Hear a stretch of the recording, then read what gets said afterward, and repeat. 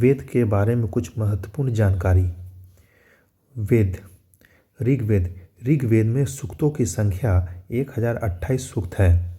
ऋग्वेद के संकलनकर्ता महर्षि पैल हैं। ऋग्वेद के अध्ययन करने वाले को वैदिक विद्वान या वेद वेत्ता कहते हैं। ऋग्वेद के मंत्रों के पाठक को होत्री कहते हैं। ऋग्वेद की कुछ मुख्य बातें हैं।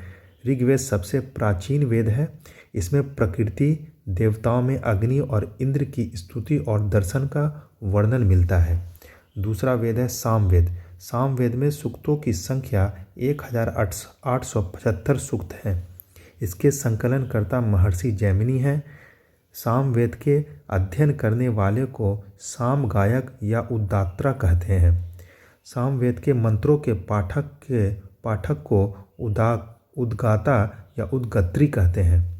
सामवेद की कुछ मुख्य बातें हैं। सामवेद में संगीतमय मंत्र, यज्ञों में गाए जाने वाले सामगान का वर्णन मिलता है। तीसरा वेद है यजुर्वेद। यजुर्वेद में सूक्तों की संख्या 1975 सूक्त हैं। यजुर्वेद के संकलनकर्ता महर्षि वैशंपायन हैं। यजुर्वेद के अध्ययन करने वाले को याज्ञिक या अध्वर्यु कहते हैं। यजुर्वेद के मंत्रों के पाठक करने वाले को अध्वर्यु कहते हैं।